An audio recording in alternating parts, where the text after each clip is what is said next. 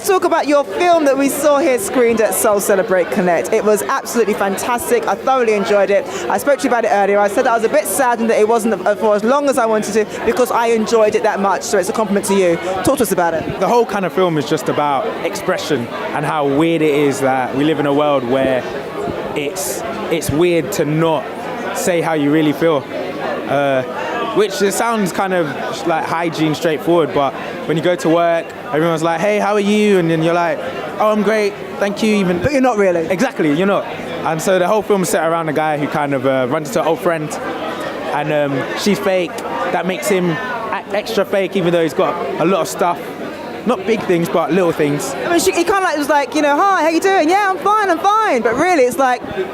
You're not. Like, and the thing is, it's weird that no one ever wants to ever look at the cracks, because someone will be crying, and you know when someone cries and they're like, oh, am I right? You're just like, okay, sure.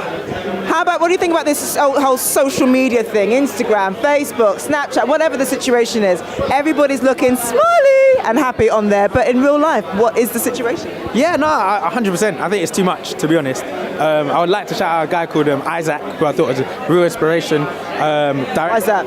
Director, writer, but I remember a couple months ago on Instagram, he just posted just like 10 slides of all of these rejections that he's gotten just from applying to award shows and funding and programs, and he was just about, like, on Instagram you see all the happy stuff, but there's a lot of things that's not everyone's always winning every day, and I feel like you don't see that a lot.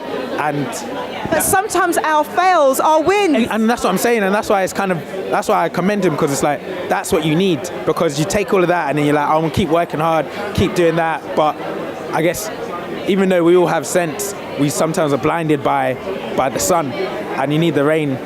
You do. Just to wash out all the dirt. Exactly, and then just wash it all. Harder. Sorry, I had to get that in. Yeah. So, what made you make something like this? What inspired you to do it? Was it David, the same guy? My dad had a stroke, or like a brain aneurysm, when I was like 16, and it left him with something called aphasia, which I've said this quite a few times, but I'm never sure if I get it correctly. But it's essentially his brain, the synapses, they can't relay information to his mouth, essentially. And so even though he might have a whole range of vocabulary, his brain can't get the signals to physically say the words. Like I met with someone, a woman who, her mum was having a stroke, and she was reading to her little sister, and as she was having the stroke, she was trying to say, call daddy, but she couldn't, like, she physically couldn't. So her mind's saying that she's thinking it, but it's not transmitting through, okay. And so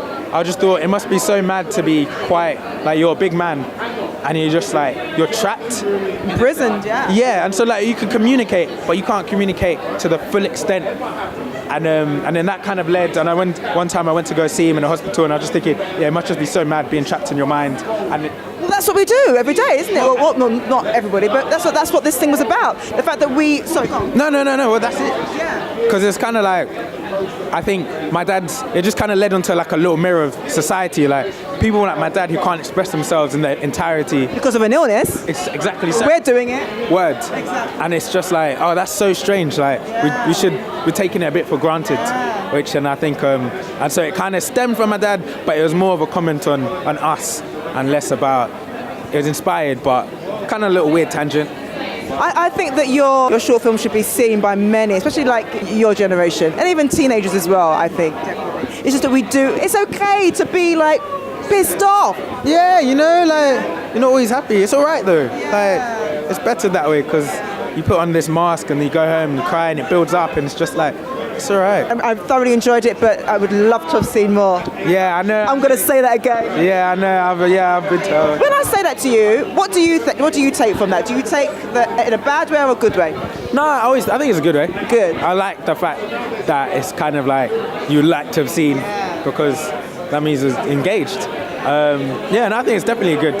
I would have liked to make it a tiny bit longer, but I wasn't able to.